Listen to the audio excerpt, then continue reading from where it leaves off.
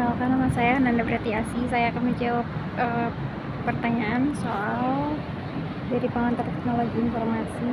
Jadi yang nomor 1, jelaskan internet dan intranet. Bagaimana tantangan, ancaman, dan perbedaan dari keduanya? Apa saja hal produktif dalam penggunaan internet? Oke, baik. Jawabannya, internet adalah jaringan komunikasi elektronik yang menghubungkan jaringan komputer dan fasilitas komputer yang terorganisasi di seluruh dunia melalui telepon atau satelit. Internet menghubungkan berbagai jaringan komputer dari seluruh dunia, sedangkan intranet hanya menghubungkan beberapa komputer yang berada dalam suatu jaringan komputer tertentu. Sebuah intranet dapat dipahami sebagai sebuah versi pribadi dari jaringan internet atau sebagai sebuah versi dari internet yang dimiliki oleh sebuah organisasi.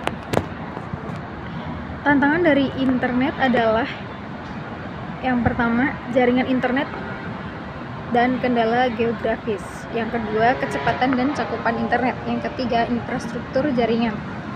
Perbedaan internet dan intranet. Yang pertama, internet menghubungkan berbagai jaringan komputer dari seluruh dunia, sedangkan intranet hanya menghubungkan beberapa komputer yang berada dalam suatu jaringan komputer tertentu. Contohnya, komputer-komputer yang berada dalam jaringan komputer perusahaan.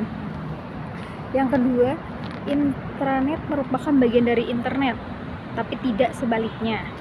Yang ketiga, siapapun bisa mengakses internet, sedangkan intranet hanya bisa diakses oleh anggota organisasi atau karyawan perusahaan saja.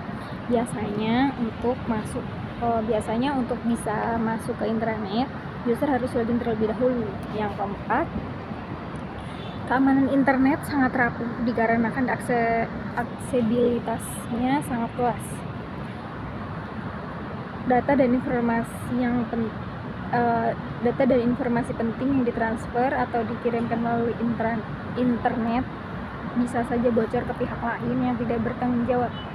Keamanan jaringan intranet lebih kuat karena aksesibilitasnya yang terbatas.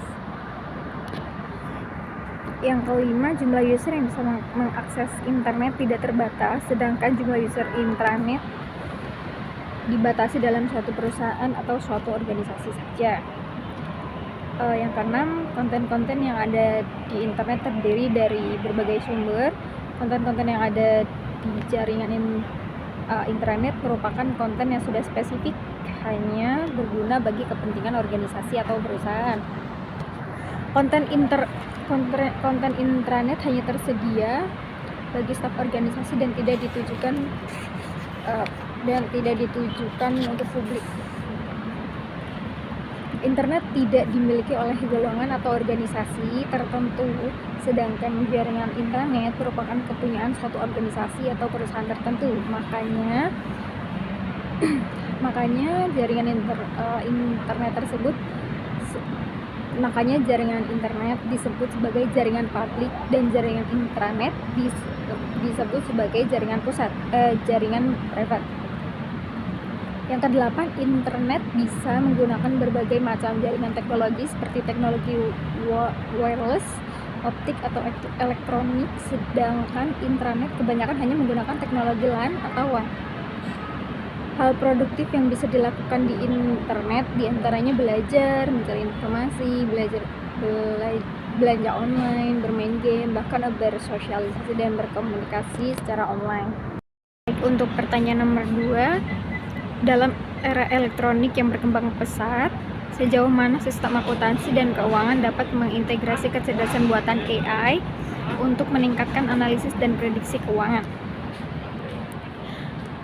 Perkembangan AI yang semakin masif memunculkan berbagai jenis kecerdasan yang cocok dalam bidang akuntansi seperti Natural Language Processing atau NLP dan Robotic Processing Automation (RPA). NLP dapat membantu dalam menganalisis dan mengolah dokumen keuangan seperti laporan tahunan atau laporan keuangan. Sedangkan RPA dapat membantu mengotomatisasi proses pekerjaan yang sama secara terus-menerus seperti pengelolaan faktur, rekonsiliasi bank, atau penggajian. Dalam bidang audit, AI membantu dalam mendeteksi kecurangan atau ketidakberesan dalam data keuangan. Melalui analisis AI yang lebih canggih, sistem dapat menganalisis data secara menyeluruh, mengidentifikasi pola-pola yang mencurigakan, dan memberikan indikasi adanya kecurangan atau risiko tinggi. Perkembangan AI dalam bidang audit memunculkan teknologi terbaru bernama Computer Assisted Audit Techniques atau CAATS. CATS merupakan teknologi AI untuk membantu menyederhanakan proses audit menggunakan teknologi seperti analisis data, pembelajaran mesin dan AI berbasis aturan. Auditor dapat mengotomatisasi tugas-tugas audit, meningkatkan efisiensi, dan mengidentifikasi masalah potensial dengan lebih efektif. Terakhir, AI dapat membantu untuk melakukan forecasting tren ekonomi dengan menggunakan teknologi machine learning.